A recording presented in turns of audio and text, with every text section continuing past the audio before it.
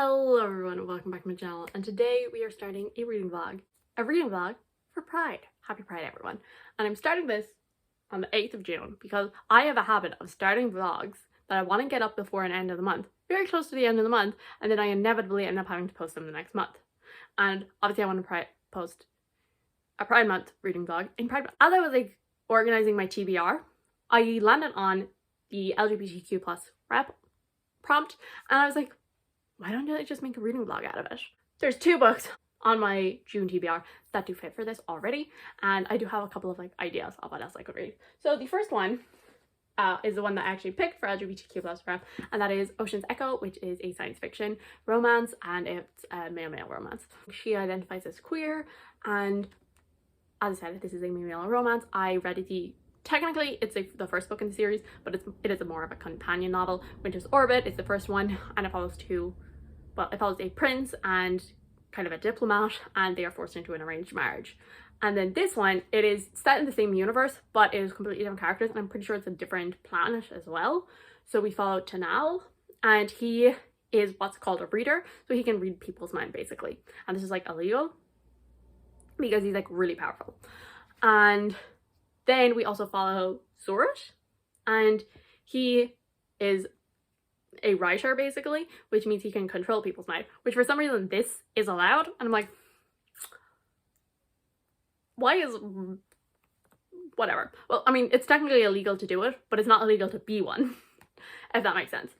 Chanel has gotten himself in trouble one too many times, and so he basically gets conscripted into the army and gets his mind bound to this other guy, and obviously he doesn't want this because it's irreversible, and that means that he will be able to control him for his entire life. And obviously it's a romance between the 2 of them, so I'm sure the 2 of them are gonna be like, I don't want this. And I have already started it. I'm 54 pages in, and I can already tell I'm gonna like this. But we'll get back to that in a minute. So then the other book that I'm definitely going to read in this is going to be The Priory of the Orange Tree. Again, this is on my June TBR because I picked this for, oh, it was a poll pick. Oh yeah, because on that poll I put a load of books that I kind of want to read for this vlog. So, but this one was the one that won. Also, I need to take the sticker off, but it is signed by the author. I believe Samantha Shannon has said that she is sapphic, and also there is a sapphic relationship in here. So yes, and this one, I think it follows 2 different parts of the world. One that worships dragons, the other that fears them. And I think it's based on kind of different dragon mythologies around the world. And I've heard that it's very slow to get into, but I've heard that most people that finish it seem to really enjoy it, but then a lot of people DNF it, which I'm not a DNFer, so we're gonna finish this. It is very long though, it's 800 pages. I don't really know about what else I want to read in here, so I kind of have 3 options, and I'm not sure how many. I'll see how I'm doing for time because I have other videos to do and other books that are actually on my TBR that I want to read this month. So we'll see kind of how I'm doing and whether or not how many I do in here. I'm aiming for either 3 or 4. I also know that there is a female-female relationship in Ashes of the Sun, and I do really want to read this, but again, it's another really chunky book, and I'm not really sure is it a big part of this book. The other 2 are Harrow the Ninth, which would be continuing a series, which would be very handy, and it would be an audiobook, which the rest of these aren't. I don't have it available as audiobook, and I am still playing a lot of The Sims, so I probably will read that one, and that is Tamsin Muir. My other one that I think I want to get in here, if I have enough time, is Silver and the Nightfall by Rinch Pecco. Rinch Pecco is a non-binary author and is pansexual, and I'm currently, see, it would be handy for me to read this for this vlog because number 1, content, woo, and also I do want to do a ranking all of Rinch Pecco's books, and I'm getting close, but obviously this would be helping me out towards that, and I do really want to read it because I've heard such good things, and I've read so many Rinch Pecco books now, and they're all YA, and so I'm really excited to try their adult stuff, so I'm probably gonna read that, but we'll see how the timing is going. I'm really hoping that I read these quickly so I can get to it. Anyway, as I said, I did actually start Ocean's Echo last night, and I have good feelings about this already. But then again, I had really good feelings about Winter's Orbit. I mean, I gave Winter's Orbit a high 4 stars, but when I first started, I was like, oh my god, this might be a 5-star. And then the middle kind of slumped a bit. So I'm hoping, I'm not gonna get my hopes up too much, but because we're at the point, where so he's been told that he's going to get his mind bound, and he's freaking out over that because it's supposed to be illegal, and yet they're doing it to him, and then we also have our other point of view, and he also doesn't want it to happen, but he's kind of being threatened. And so like, I think both of them think the other person wants this to happen. Now he probably is like, well, it gives him more power and he'll have control over me, so of course he wants to do it. And then the other guy thinks that like, because it's illegal to do this to someone without their consent, the other guy thinks, oh well, he's signed up for this. I know that things are going to be like so awkward when they first meet, they haven't met yet, and then like slowly as they reveal that neither of them want to be here, oh yeah, I'm gonna eat this up. So yes, I'm very excited. I'll see you later. Yep, I'm like just over halfway into Ocean's Echo. I think I'm like 52% or something. And I'm really enjoying it so far. It's definitely a very slow burn romance. The romance really isn't a focus. Like, I'm starting to like get the tension and stuff, but like, it's not really the main point. And I'm really enjoying it though. I like the story. I think I might like the story of this one slightly more than the other one, but I think I preferred the romance of the first one a little more. So yeah, so I'm not sure which one I'll prefer by the end, but I really like this story because it's a lot about like the military, and if this world that they are on is quite military based, like, and it's also kind of about, you know, a lot of, again, these books are quite political, and so one of them is just kind of getting positions because, you know, friends in high places, and then others are, you know, working and they're not getting anywhere. And I really like the dynamic between our two. It is quite a similar dynamic as the first book, because one of them is like very chatty and outgoing and is like really good with people, and the other one is very much like rule orientated, knows about everything that they can about the politics or the rules or whatever it is. And so, you know, together they make kind of like a bit of a dream team and they get stuff done. And like, that's definitely the case with this one. I think, again, I do actually have nearly the same problem as I did with the first book, which is I just wish we kind of like, we're in their point of views. I wish we would get them being like some attraction, you know, being like, I'm attracted to this person. And there was only one instance so far where one of the characters is like, I know you're into me. And I'm like, but you haven't really shown that. And so we're in their heads, like we keep switching to their point of view. So like, literally all you need to do is like a blush here and there, you know, he blushed when I said this, and or you know, I liked the way he smiled. Just like little sentences like that to kind of like, you know, drop the hints. You can tell that they're like good as a team, but that doesn't necessarily mean equal romance. I am almost finished Ocean's Echo. So I am like 70-ish pages from the end. And oh, I'm so excited. Like, it's getting so good. I think I prefer this to Winter's Orbit. Unpopular opinion, because I think I've seen most people prefer Winter's Orbit over this, but I don't know, something about this just really worked for me. So we had reading sprints last night, and so I was reading during those and all of that, and then we got to where I am, which is part 5. Like, I have to go to bed, because if I don't, I will stay up and finish this. And like, I was so exhausted, but also I really wanted to keep reading, so I was like, just put the book down and go to sleep, and in the morning you can finish it. And so it is the morning and I am going finishing this. As I said, I do think I prefer this to Winter's Orbit, but that Winter's Orbit did a couple of things better than this one does. I like, in Winter's Orbit, I really liked the like discussions on like, you know, abusive relationships and trauma and all of that, and like the messy family dynamics, the royalty of this place and all of that. And like, I think I enjoyed like how grand kind of the politics around is, versus in this one it's like more just like one planet, and I think that I actually prefer that. Like, I enjoyed how big and dramatic and how everything was, like it was a whole universe in the first book, but I think I actually prefer the fact that this is just like the one planet that we're focusing on. Something that I did really love about the first book is the writing style, because I think that Everina Maxwell did a really good job at like building like tension and like anxiety for a character. Like, in their two different points of view, they have very different narrative voices. Like, you can tell from like the minute you start reading, like you don't have to get to a name to realize, oh, we're in whoever's perspective.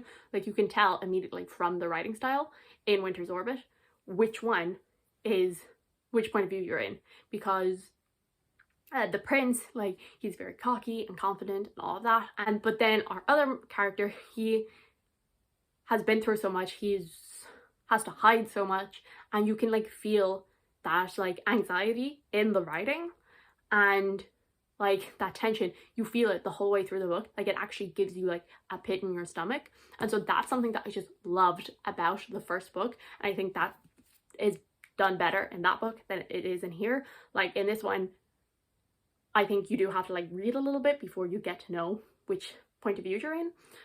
Usually it's only like a paragraph, like not even half a page, and you're like, okay, I know who I am. But so I think that's something that book one did better. The dynamics also between the characters are also pretty similar dynamics, but I think I prefer them in this one. I just really love the two of them. I love their romance. I love the slow burn. I love like the realization. It happened pretty far in, but like the realization that he was like, wait, am I in love? And I love that. This one, it's very much, it's military politics, which is actually odd because like the first book, again, is like royalty, like court politics, all of that stuff, and whereas this one is like more military politics, which usually I would prefer like the royalty setting, but for some reason like it's just really working for me in here. And as I said, maybe it is because it is like on maybe a bit of a smaller scale, and so we're like really getting all of the details about how this place works. Both of them like feel really badly about certain actions that they have to do, and like realizations that they've both had, and like none of them mean to do anything bad to hurt the other, but that doesn't mean that they aren't accidentally hurting the other. And it's just like yeah, I'm just like having a really good time. And yeah, so I'm going to go finish this. I finished, and yeah, I really enjoyed this. I'm giving it a 4 stars. I don't think I have anything else to add from what I've already said. I liked the ending. I did end up really enjoying the romance between the two. I think I preferred the romance in this than I did in the first book. I think maybe just because it gave a little bit more angst to me, because like in the first book, you know, it's the two of them and they're kind of, it's like awkward between the two of them, and they are like really cute. The two of them are like really struggling with like the situation that they're in, because neither one of them wants to because of like the whole mind stuff. Like, they don't want to be controlling each other's minds because that's wrong. And so I think that just like added another level of angst that like we didn't have in the first one. Obviously like they're only like loosely related, but I don't know if there's going to be more books in the series. Like, I hope so, because I like this. This one just suited me a bit better. I think I liked the characters a bit more. I liked the politics in this one a little more, and I think I kind of like enjoyed the setup of the romance a bit more. But I did also, as I said, I think I already mentioned it, I did have the same problem with this one, which is like, I just want some mentions of them being attracted to each other before we get further into the book, if that makes sense. It happened in the first book as well, that it was like, you could see that they were trying to be nice to each other and make life as easy as possible. And that was the same in this one. They were trying to make things as easy as possible for the other person. But that doesn't necessarily equal romantic. That could just be like being a good person and being friendly. And so that's not enough. And the thing is, we're in their heads. So it literally just takes a sentence here or there being like, you know, about like their eyes meeting and like it made him blush, or you know, he thought that he looked particularly handsome that day. Just like little sentences here and there could fix that problem, because it just feels like they're being nice, but like that doesn't necessarily equal in love. Book number 1 down, and I think I'm going to start Harrow the Ninth next. I'm going to put the audiobook on and play some Sims. Update: I will not be reading Harrow the Ninth in this because they are no longer on SCRIBD. Yeah, I checked my library and that also doesn't have the audiobooks, and I liked the audiobook narrator for the first one. I can't remember what I was last talking to you about. Oh yeah, I was talking about how Harrow the Ninth is no longer available on SCRIBD, and I was upset over that. I was going to start Priory of the Orange Tree, but I instead started Silver and the Nightfall by Ringe Pecco. And yeah, so which I am still reading Priory in this, but it'll be the next book. But I don't know, I just wanted to read Silver and Nightfall. I think it's because one of my friends is reading it and they have been obsessed with it. I'm like, okay, I'm gonna read it now. I'm really enjoying it so far. I really wanted to read this for a while because I do really like Rinch Pecco's books, and obviously this is their adult debut, and it is vampires, and it is like polyamory, and I've heard really good things about it. So like obviously I wanted to read it, especially considering how many Rinch Pecco books. And also I do want to do a Rinch Pecco reading guide / ranking. That will be happening, but I still have to read Silver and Nightfall, The Shadow Glass, and I think the sequel to Wicked As You Wish, and then I think I'm up to date. So I have to read them all before, like, I think it's like November, because I think the third book in the Wicked As You Wish trilogy comes out in November. So, and I don't really like that series, so I don't really want to have to read it. If I finish all of their books before like November, then I can film the video and not have to read it. Could also just not read the sequel, but the whole point is that I read all of the books that they have out. I mean, I'm only 25% in, so there's a lot to change, but I'm enjoying the introduction to the world. Also, I haven't given you a synopsis, but I don't really know what the point of it is yet. So we follow Remy, and he is basically a vampire hunter, and his father is a duke, and his father was also a vampire hunter. But there's rumors going around that Remy's father is not actually his father, and that he is like half vampire. So we follow him, and then he gets introduced to an engaged couple who are vampires, because there seems to be some sort of truce happening with these particular vampires.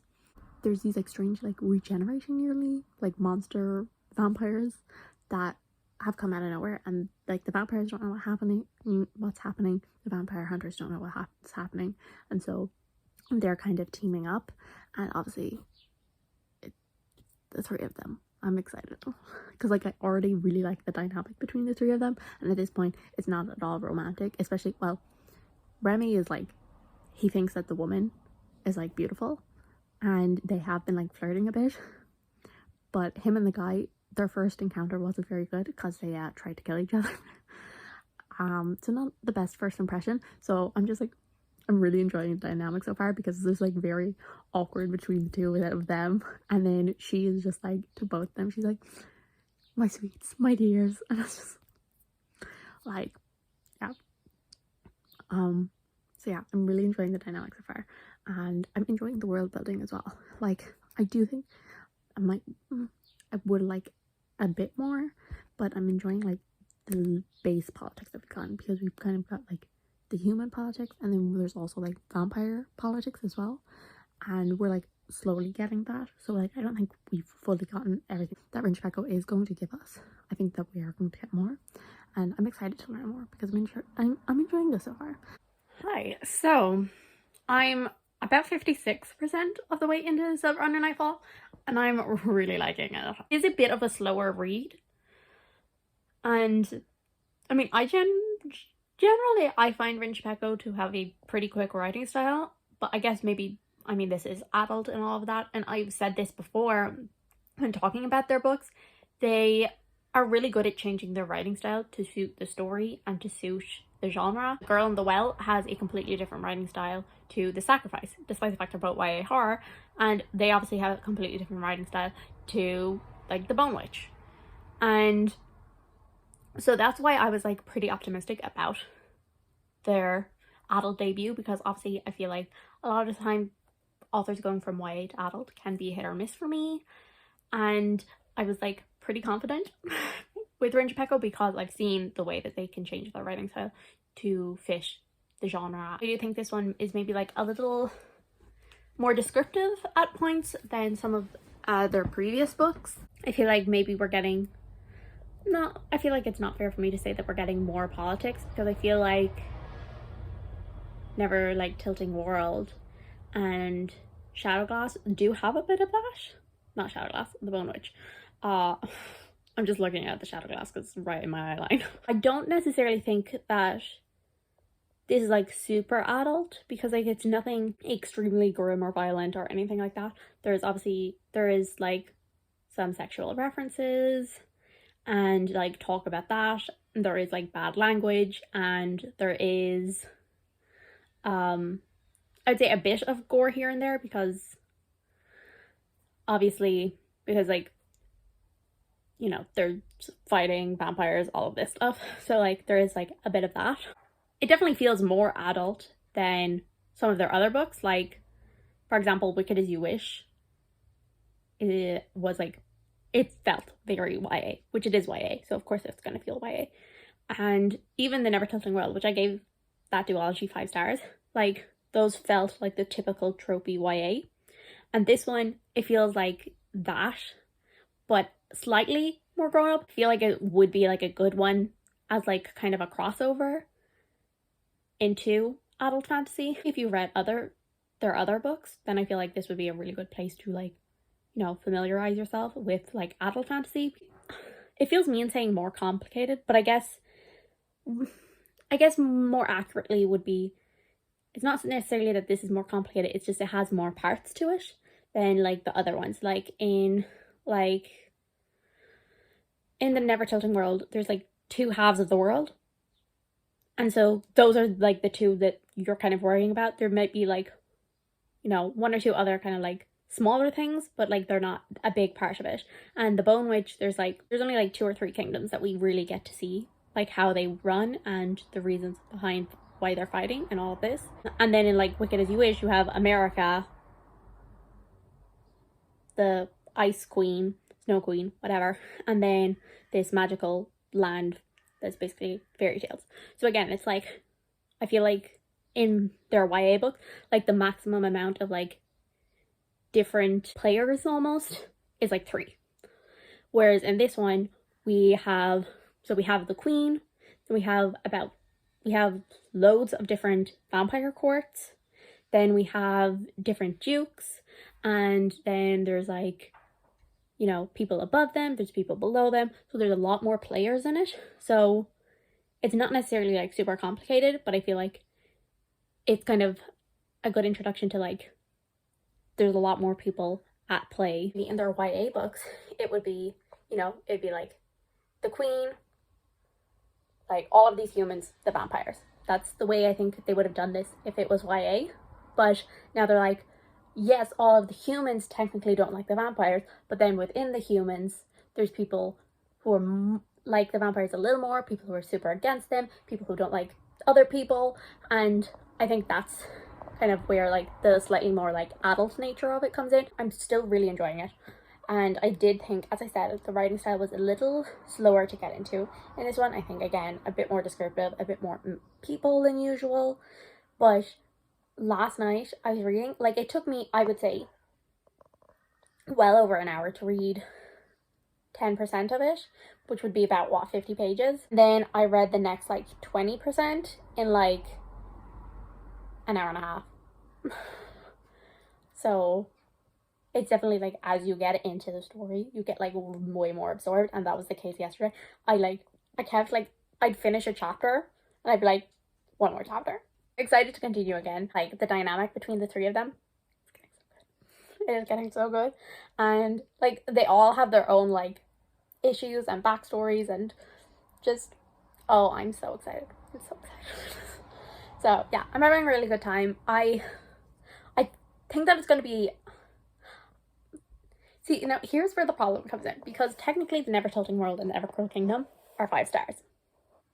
This is currently feeling like a really high 4 stars.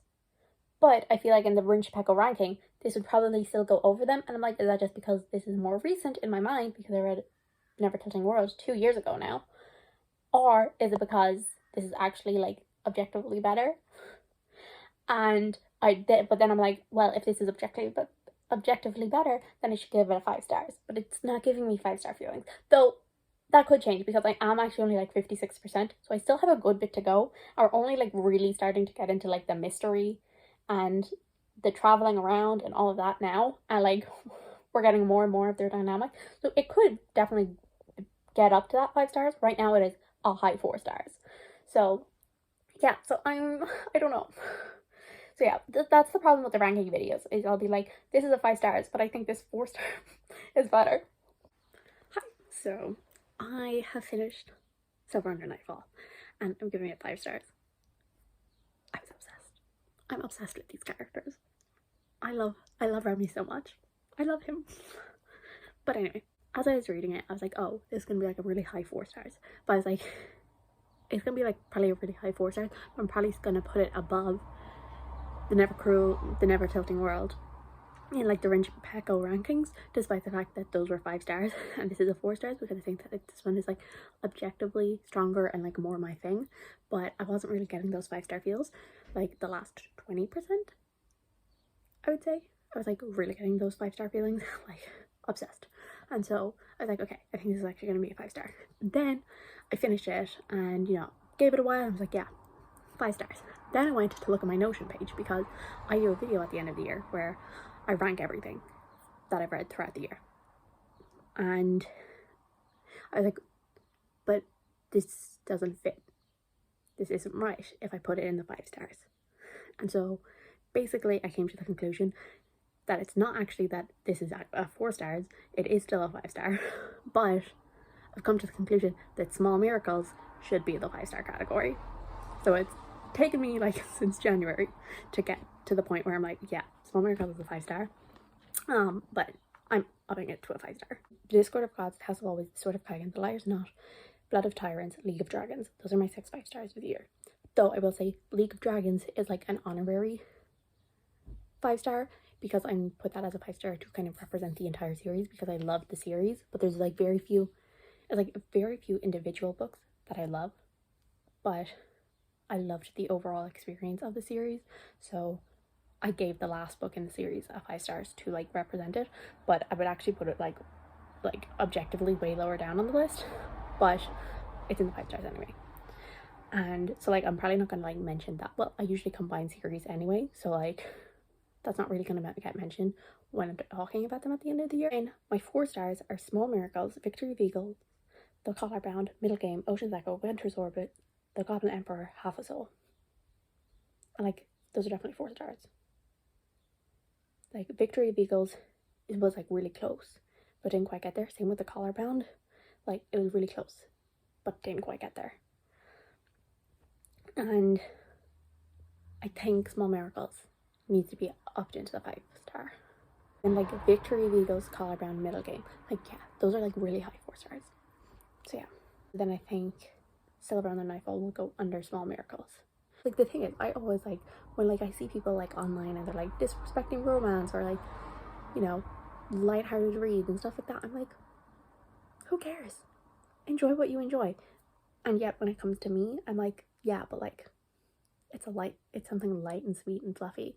Why would I give that 5 stars? It's like hypocrite. That 5 stars because it made me laugh is just as valid as a 5 star because I adore the characters in the world.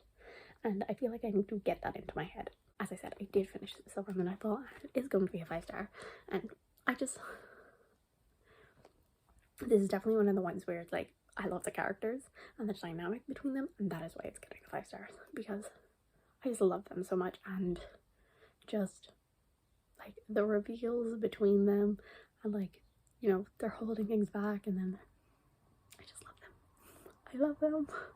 So yeah, on the one hand, like obviously I want to love books that I'm reading, but also I feel like I'm so bad at talking about books that I love, so I hate reading them in vlogs. I'm intrigued as to where the story's going, because like I do think that it did all build up nicely towards the end, and we did get like a nice battle that kind of like tied in all of the things that we've been feeling, and like we did feel those high stakes and all of that.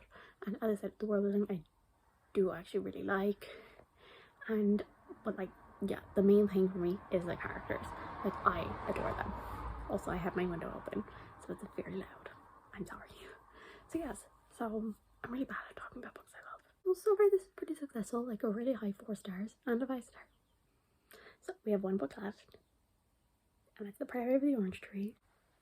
Hi, so it's been a couple of days I think since I last spoke to you, but I have started The Priory of the Orange Tree, and I am 123 pages in, which is not a lot, but it's so big. It's so big, and like that's what's putting me off, because like I mean I like chunky books, but like I literally don't want to put the effort into actually holding this. Like I am the world's laziest person, like seriously, like that's what's putting me off. It's not necessarily the size and like how many words and all of that, like that's fine. It's just the fact that it's so heavy and I have to pick it up to read. It follows two different sides of the world, the West and the East, and they're based off different folklore. West is this queendom, and they believe that their queen is descended from like this saint who helped kind of defeat this creature, god, who knows what it is, called the Nameless One. And then we also follow the East, and though there's people who actually like, they kind of worship the dragons, and there's people who are dragon riders. So far we've gotten, I would say, mostly from the West, and then also there's like different people in those perspectives as well.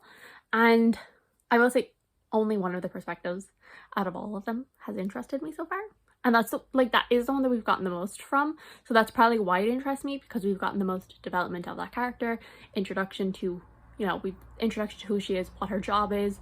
She's kind of giving us bits of information on the world. The person that we've spent the most time with, she like works in the castle, and she kind of has a bit of a mysterious past. And then there's this like lord or duke or something who's also from the West, and he's been sent off on a mission basically, and we haven't really gotten a lot of development, and I honestly just don't really care so far. But again, like, I'm hoping that like we'll start to get more of it, and I will start to get more invested. And then on the East we follow one guy who I think is originally from the West, and then we also follow a girl who's becoming a dragon rider. I think there might be more, but those seem to be the main ones so far. But as I said, out of those 123 pages, I would say probably 70, 80 of them are the girl in the castle's perspective. And the other like 40, 50 pages is the other three of them combined. So like, there's a lot less of them. So like, when you're not getting as much, like, of course you're not going to be as attached or care about what they're doing. So I'm really hoping that we're going to start to get more, because at the point where I'm at, like, there's only that one point of view that interests me, and even then I'm not like super attached. But I am only, I think, is it like 15% of the way through, so it's not the end of the world. I'm about halfway into it, and I'm still feeling pretty the same. Like, I don't know, I think again it's kind of one of those books that like, I don't really want to, like, I'm enjoying it while I'm reading it, but like, when I have it down, I just like, I have no interest in picking it up. But like, then when I do pick it up, I'm like, yeah, this is good. But as I said, because it is such a long book, like, I am only 400 pages in, which most of the time you'd be like, well, you know, 400 pages, that's, you know, that's basically the length of a full novel.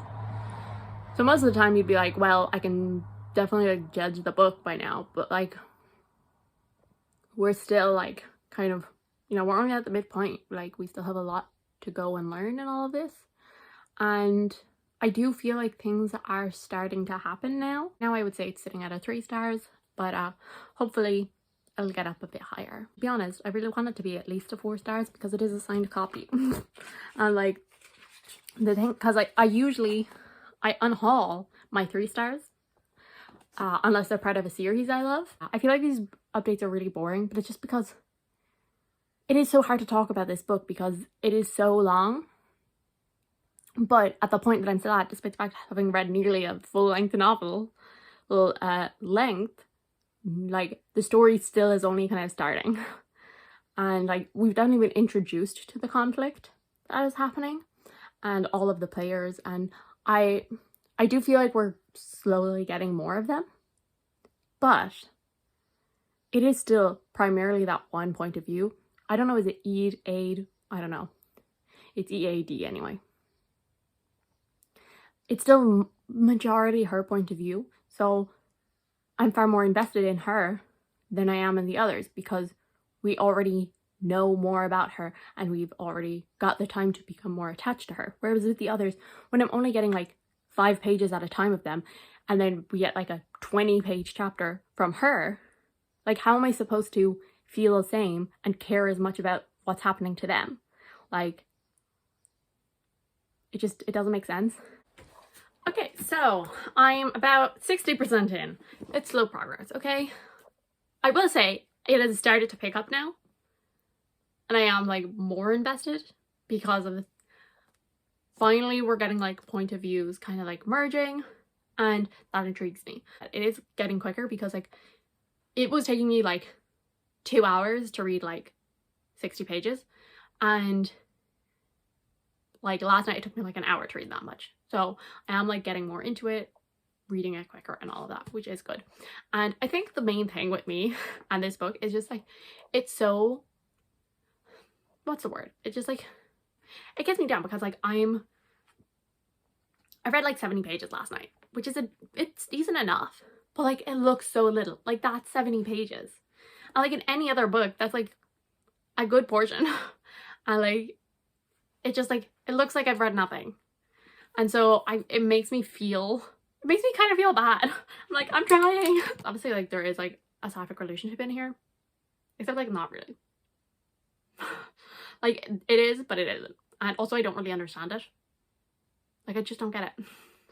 Because like, yeah, I don't get it. I knew going in that that wasn't like a big part of it, but it is the thing that people mentioned, so I thought it would be like, you know, a bit bigger, but it's like barely there. And also I just don't understand the motivations behind it. Like I just do not feel any sort of connection between those characters.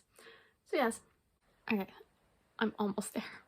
I have about 100 pages and I'm gonna finish it this morning because it's, you know, nothing to do. I do want to play The Sims, but I'm not allowing myself to play The Sims until I finish this damn book. And I'm pretty sure it's going to be a 2 stars. I was kind of convincing myself that it was going to be a 3. I was like, well, early on I was like, oh, maybe it'll be a 3 or 4 because it's going to like pick up the pace. And then I kept being like, okay, but it's definitely going to be a 3. It's definitely going to be a 3. And I think the reason I'm thinking that is because like there's nothing wrong or terrible or like annoying about this book. It's just boring. And so that's why I feel bad saying that I'm going to give it a 2 stars, because I think some of the things in here are really interesting. But I am so bored. There can be books that I give like 1 or 2 stars to that I like hate, but at least I'm like passionate about them. Whereas with this one, I'm bored. That is it. Actually, I gave the Bone Season like 4 stars. It was a lower 4 stars, but also 4 stars. And I would say this is far more up my alley than the Bone Season is, because the Bone Season is a dystopian series, which not my buzzword. And it's like, it is one of her older series, and you know, I think like I can see from the Bone Season to this, like the development of her like writing and her craft and all of that. Like I can see it. Like I do think that this one is like, there's better flow to it and all of that. But I'm so bored. Bit of a sad ending because like I did really like those first 2. I finally finished the Priory of the Orange Tree and I'm giving it 2 stars. And I have written a full review for it, which I'll link down below because it's on my Goodreads. There's nothing bad about this book. Like it's not terrible, but I just was so uninterested and so bored throughout that I can't justify giving it more than a 2 stars, despite the fact I don't think that there's anything like horrendous about it. The writing, it was fine. It wasn't overly flowery or beautiful. There's not really any like really like quotable lines that are kind of like stick with me or anything like that. And it did take me a little bit to kind of get into the groove of it, but like once I got, I would say 200 pages in, I really like it flowed. I think it flows better than the Bone Season did, and I could like pick up the pace from that moment on. The basic plot basically is we're following 2 different cultures, the East and the West, except we don't actually get that much of the East. It's mostly about the West, and there is this like creature that is rising called the Nameless One, and it was banished like 1,000 years ago. And seems like that's what the plot is, but that is about 100 pages of this book actually deals with it. So like we start learning about that, and then we are learning about, but then the plot switches to, oh, it's all about like the court politics, and like we just like sideline, like we're not getting anything about the Nameless One. It's just like sidelined while this stuff is going on, and then this aspect is added into it, and then that's wrapped up really quick, and then we jump to this new thing. Still isn't connected to the Nameless One, and it just, I think it was over ambitious, and there was so many plot threads that either were resolved too quickly to be satisfying or weren't resolved. The world building, it wasn't the best. Like it's definitely not the worst I've read. as I said, most of the book, it does actually end up following the West, which is fine, but I was so intrigued to learn about the East, and then we just got very little of it. And especially since they like, you know, they like worship these dragons, there's dragon riders, and you know, you have to work so hard, and I wanted to learn more about this school that you go to train for the opportunity to be a dragon rider, and we just never got any of that. It literally says like feminist Lord of the Rings. I mean, I have read Lord of the Rings. I would not compare these two at all. Not at all. And I mean, I will say, I also did not like The Fellowship of the Rings. I'm pretty sure I gave that a 2 stars as well. So like, yes, my rating to both of them is comparable, but both of them are so different. They're not at all the same. They're not even similar. Like, except for the fact that they're fantasy settings and have like magical creatures. I think the whole thing of, oh, it's feminist, like fantasy, comes from the fact that it's set, well, one half of it, more than half of it, is set in a queendom. So it's always a queen that rules. But, and like, it felt like she was trying to have a conversation about the fact that, like, even though this is a queendom, the queens are powerful, the women have the power, and like, women hold, you know, positions of power, like political positions, they're still kind of nearly viewed and worshipped based on the fact that they can have children.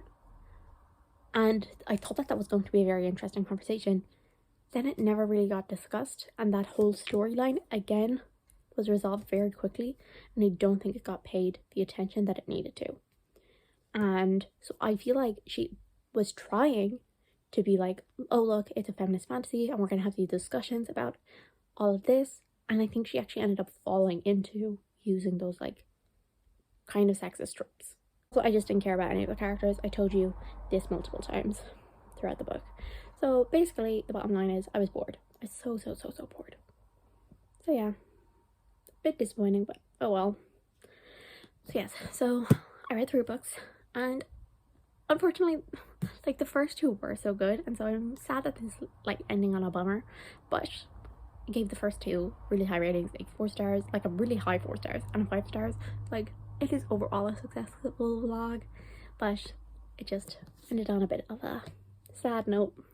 But thank you guys so much for watching. I do hope you enjoyed. If you did, subscribe, and I'll see you all in the next one. Bye.